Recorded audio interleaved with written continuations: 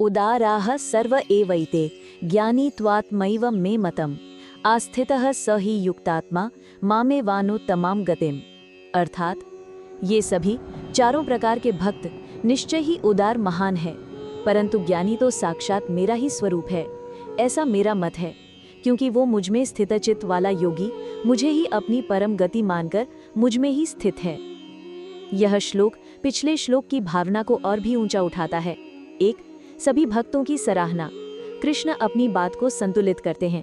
वो कहते हैं कि वो सभी चारों प्रकार के भक्त, आर्थ, जिज्ञासु, अर्थार्थी, ज्ञानी, जो मेरे पास आते हैं, उदाराः यानी महान आत्मा वाले हैं, उदार हृदय वाले हैं। क्यों?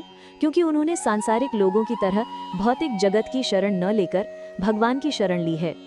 2, ज्ञानी भक्त के लिए कृष्ण एक असाधारण बात कहते हैं, ज्ञानी तू आत्मा एव, यानी ज्ञानी तुम मेरा ही आत्मा है या मेरा ही स्वरूप है।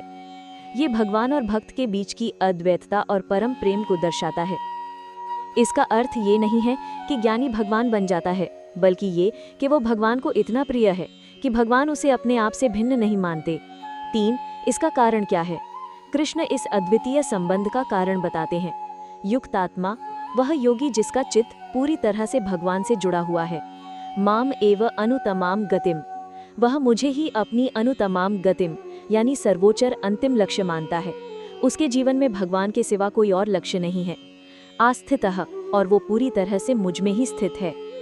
श्लोक का सार, जबकि सभी भक्त महान हैं, ज्ञानी भक्त भगवान के साथ एक विशेष और अकल्पनीय रूप से घनिष्ठ संबंध रखता है।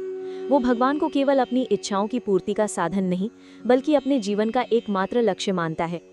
इस पूर्ण समर्पण और प्रेम के कारण भगवान उसे अपने ही स्वरूप के समान प्रिय मानते हैं।